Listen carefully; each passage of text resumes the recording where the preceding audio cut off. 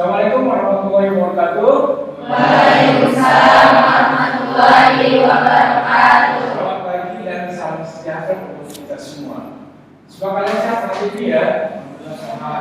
Baik, teman-teman mahasiswa, pada hari ini kita akan melanjutkan pembelajaran berkaitan dengan membangun karakter ya.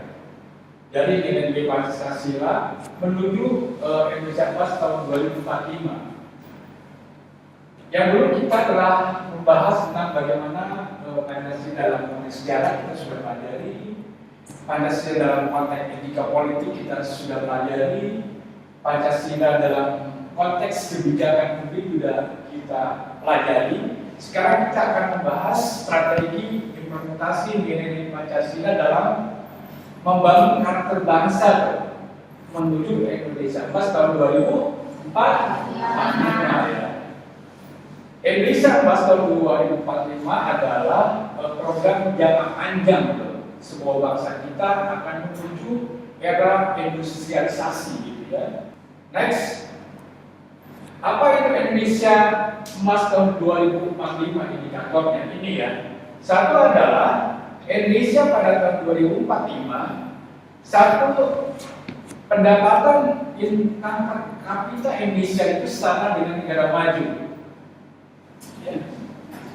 Negara maju itu satu misalkan Amerika Serikat ya, negara maju yang masuk dalam industri antriks. Ada Jepang, ada Inggris, ada apa lagi? Jerman ya, Korea Selatan, dan juga beberapa negara di Eropa. Itu kita akan setara dengan negara-negara maju. Yang kedua adalah Indonesia di urutan nomor 9 ekonomi dunia. Yang saat ini jumlah negara di dunia ada 160 negara. Kita masuk posisi 9 ekonomi dunia ya tahun 2045. Terus yang ketiga adalah kemiskinan 0%. Dan juga ketimpangan berkurang, ketimpangan akan berkurang. Sekarang kita masih banyak kemiskinan ya, masih ada kemiskinan ya. Terus berkaitan dengan kebijakan politik luar negeri, Indonesia itu memiliki kepemimpinan dan pengaruh di dunia internasional sangat meningkat ya, meningkat.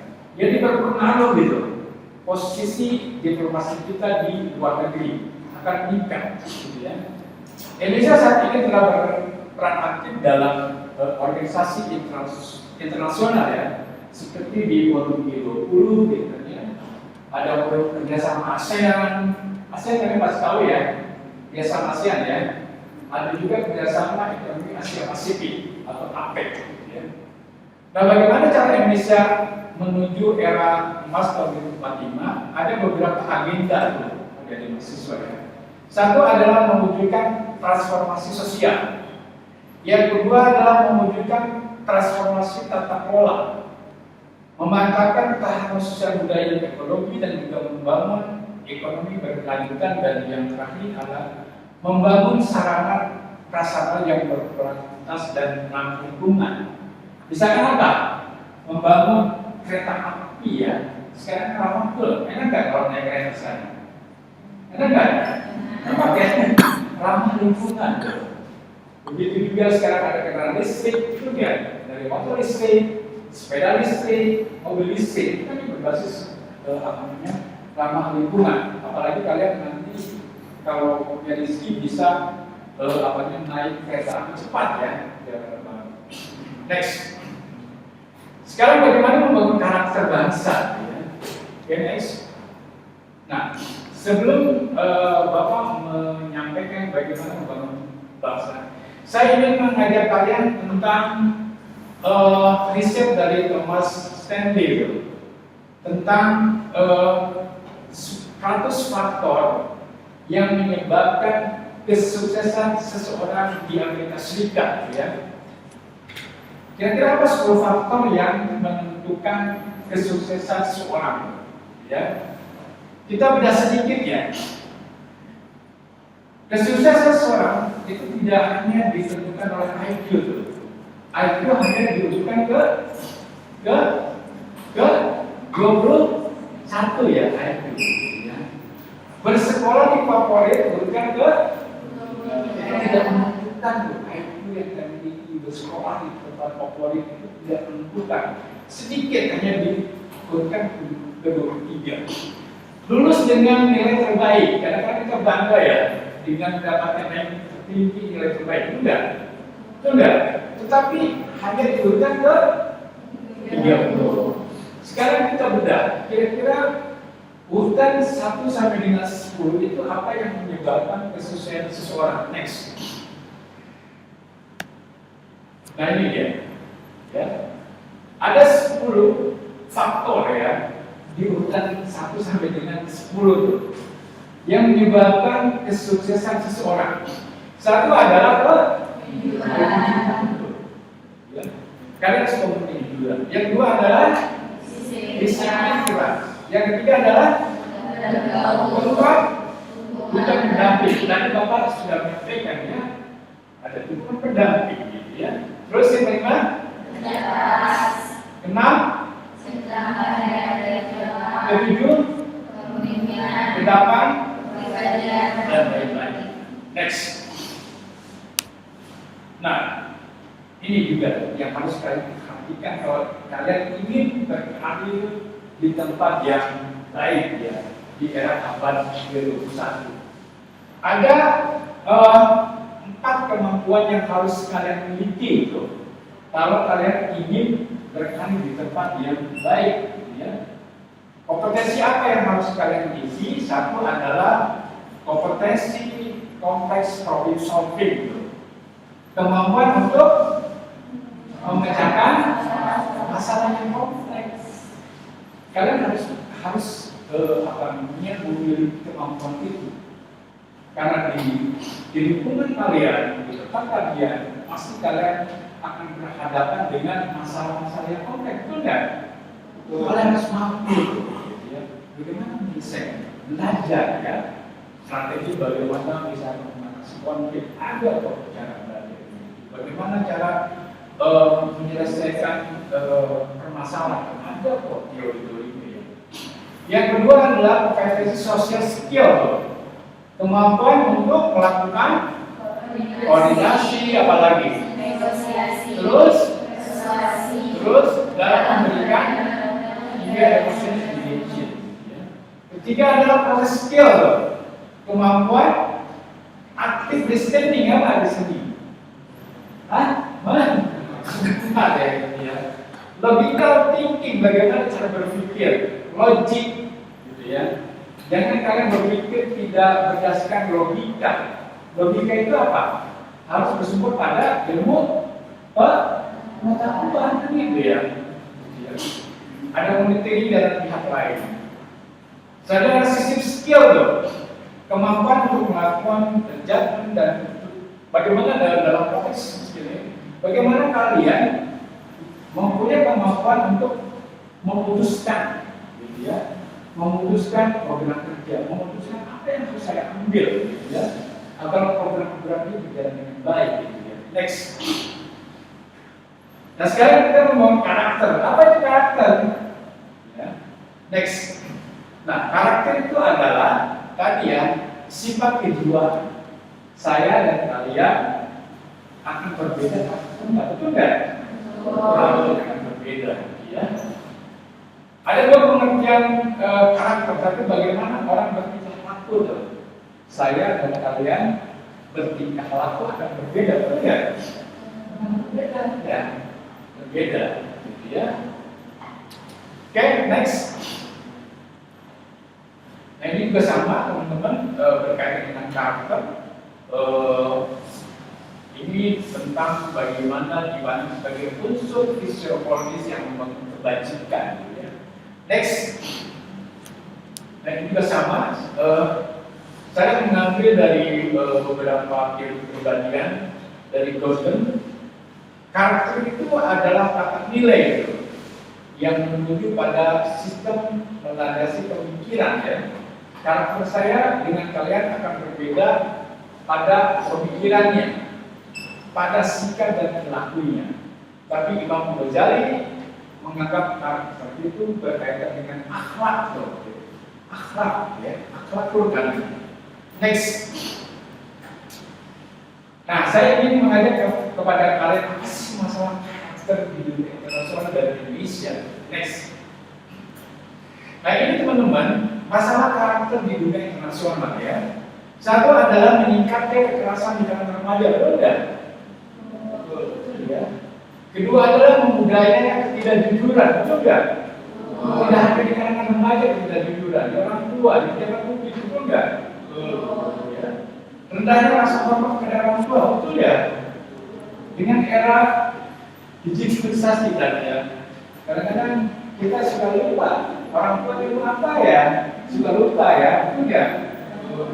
Tapi kita harus berubah. Ketika kalau kita lagi main handphone, ketika orang tua lagi menyuruh, tolong stop dulu main handphonenya ya.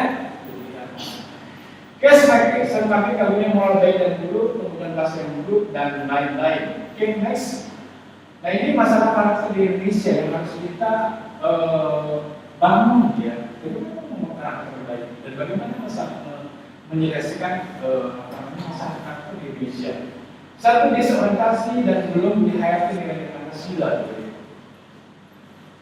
Nilai Pancasila, kita kan punya ideologi negara ya. Apa ideologi negara kita? Pancasila. Dalam Pancasila itu ada termuat nilai-nilai itu. Nilai ketuhanan, betul nggak? Ada lagi ya, nilai ketuhanan. Nilai kemanusiaan. Nilai apa lagi?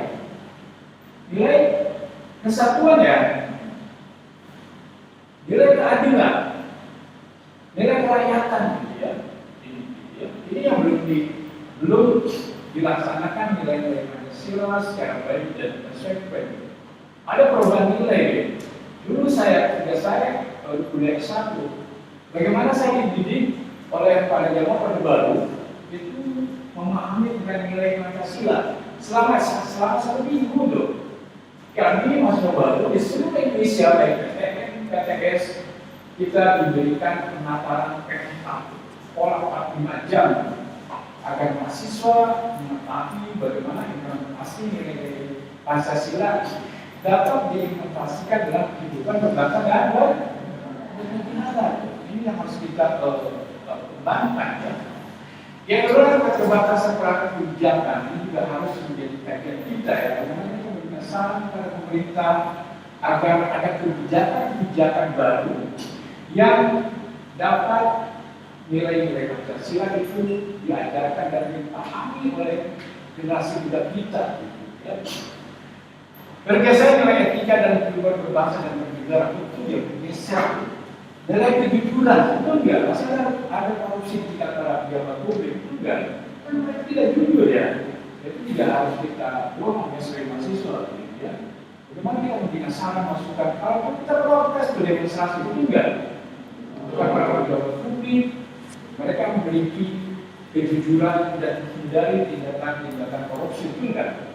Itu ya. Oke, memudahkan kesadaran terhadap diri budaya dan bangsa. Next. Nah, ini jenis-jenis karakter ya yang harus kita bangun yang berbasis pada nilai-nilai Pancasila. Oke, next. Nah, ini ada jenis-jenis karakter yang harus kalian ketahui ya. Satu adalah intelligence equation atau EQ ya. Yang kedua adalah emotion equation atau EQ. Dan yang ketiga adalah spiritual equation atau SQ ya. Dan yang terakhir adalah universal equation, gitu ya. EQ. Ya. Mari kita bedah satu-satu. Karakter yang masuk dalam EQ itu adalah pola pikir. Satu adalah kecerdasan bro. Kalian harus memiliki karakter cerdas bro. Kalian harus memiliki karakter kritis. Yang apa lagi? Kreatif. Apa lagi? Terus apa lagi? Lebih bukan dan lain-lain. Yang kedua, kalian tidak hanya memiliki karakter ini kalau ingin menjadi orang yang baik sukses. Kalian harus memiliki SQ. SQ itu adalah hati, emotional equation. Satu adalah kalian harus memiliki karakter beriman dan yang terus amanah.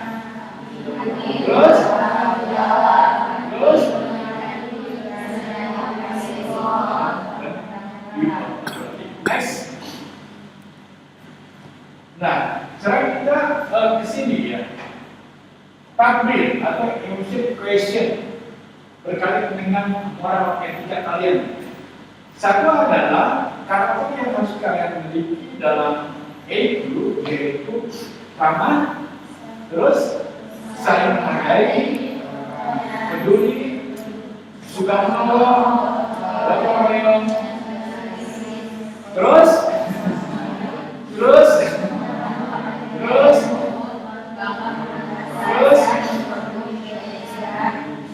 nah itu ya karakter yang harus kalian miliki.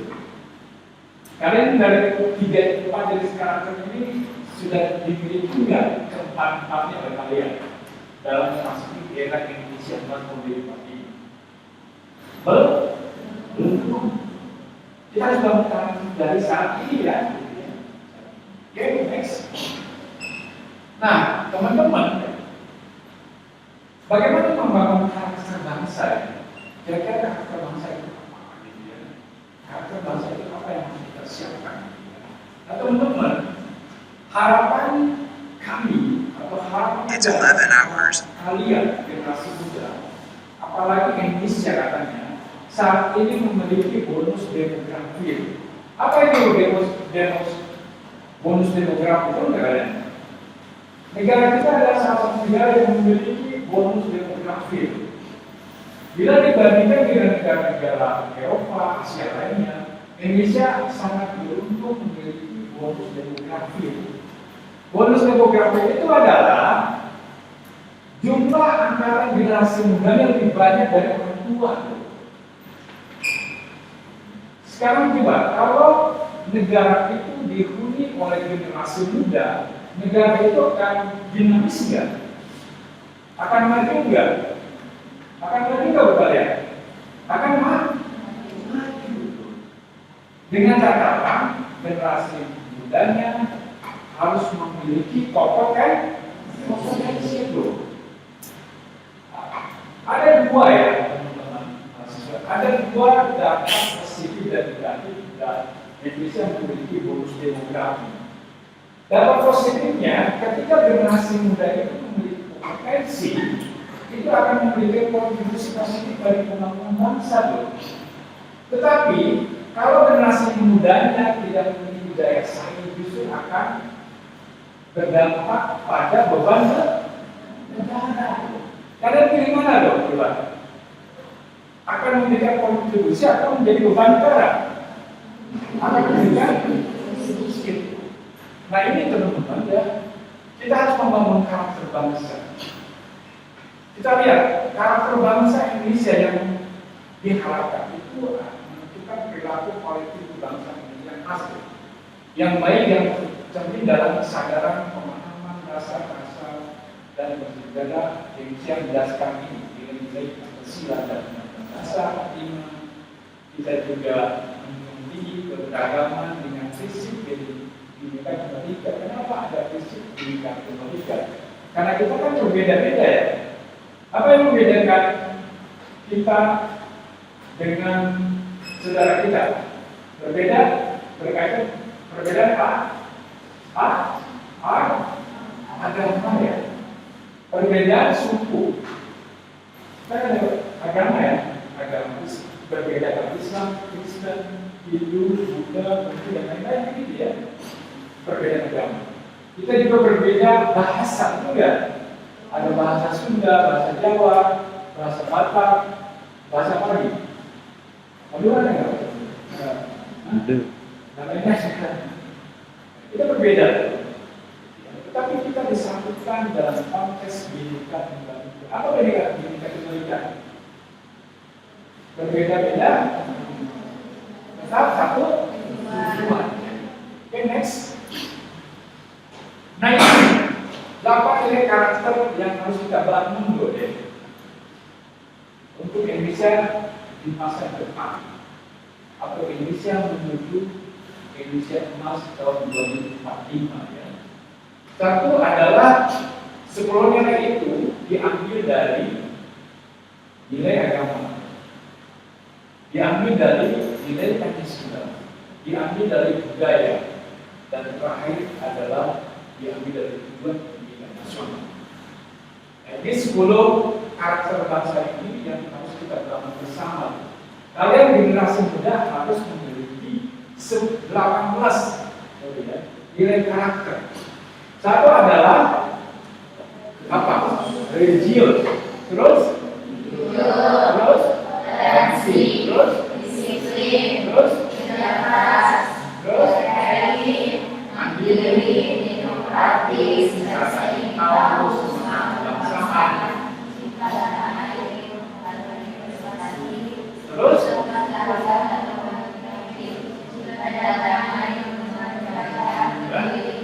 jauh ya, itu nilai-nilai yang harus kita bangun.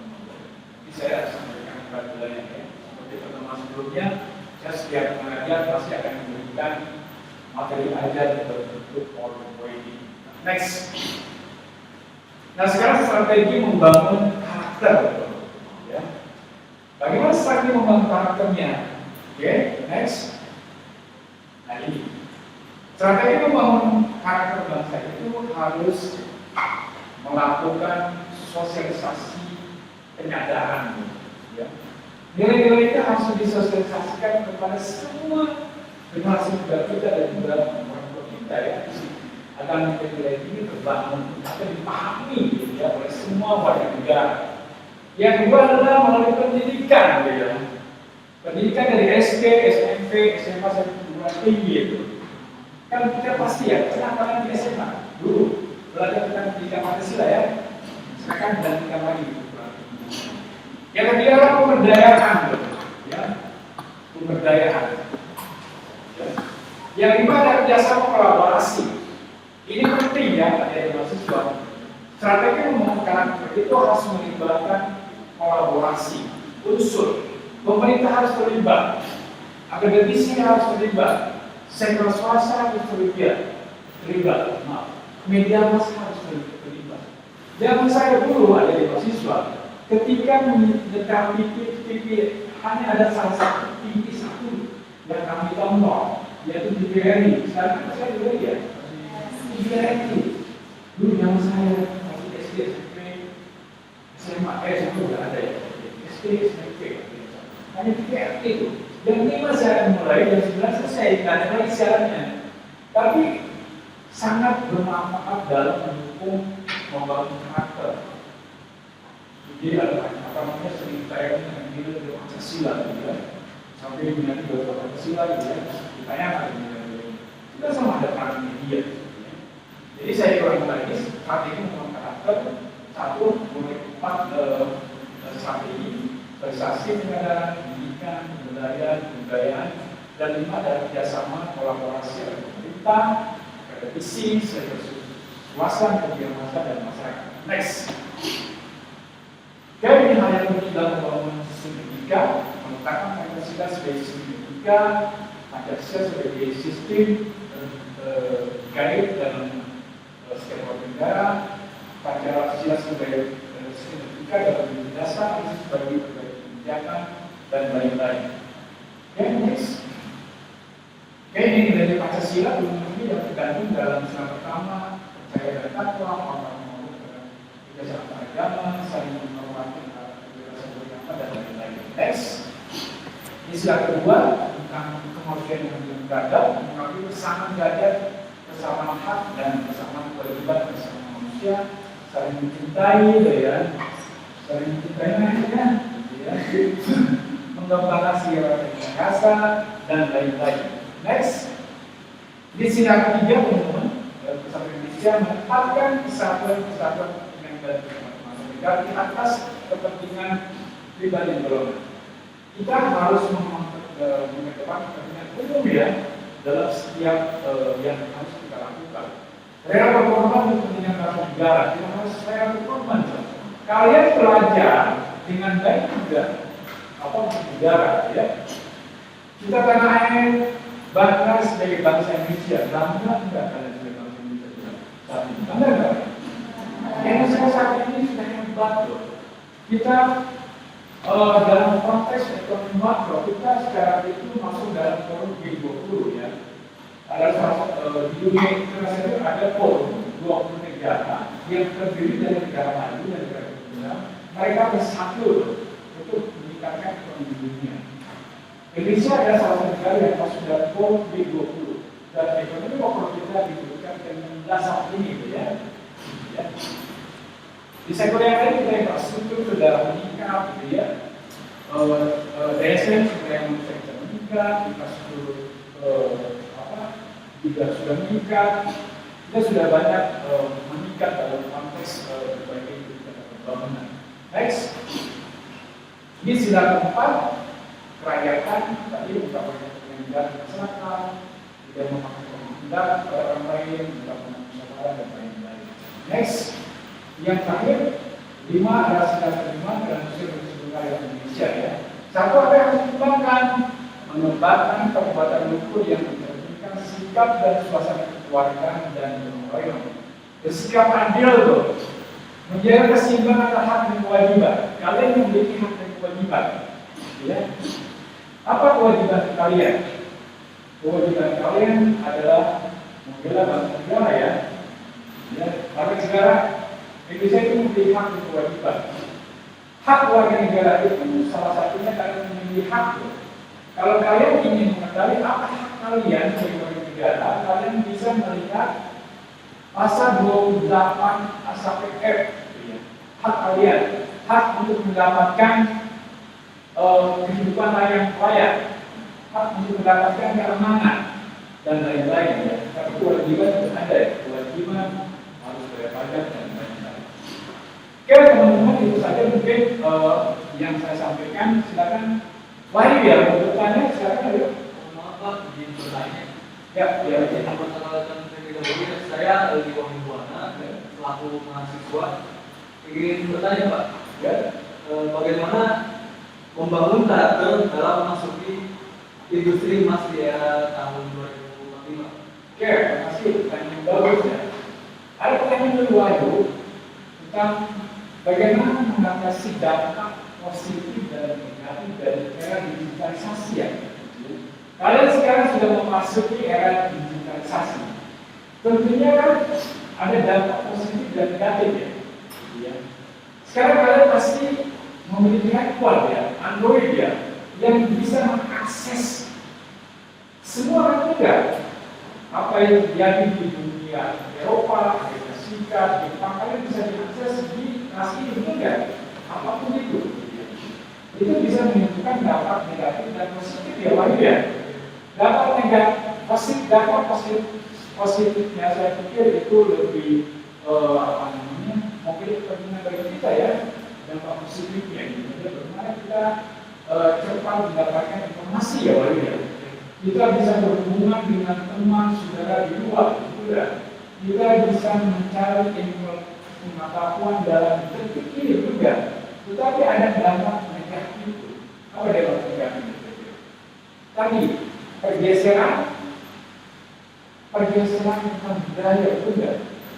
Budaya Indonesia yang dulu disahkan memiliki etika, moral, gotong royong, kejujuran, kita terkikis sebenarnya sekarang. Ada pergeseran itu ya. Nilai gotong royong sekarang masih berkembang nggak di masyarakat kita? Kan sudah mulai berkurang ya. Nilai kejujuran juga sudah mulai berkurang. Etika juga enggak tadi yang disampaikan di slide bawah tentang masalah karakter di dunia internasional dan di Indonesia. Jadi dampak negatifnya banyak ya Wahyu ya.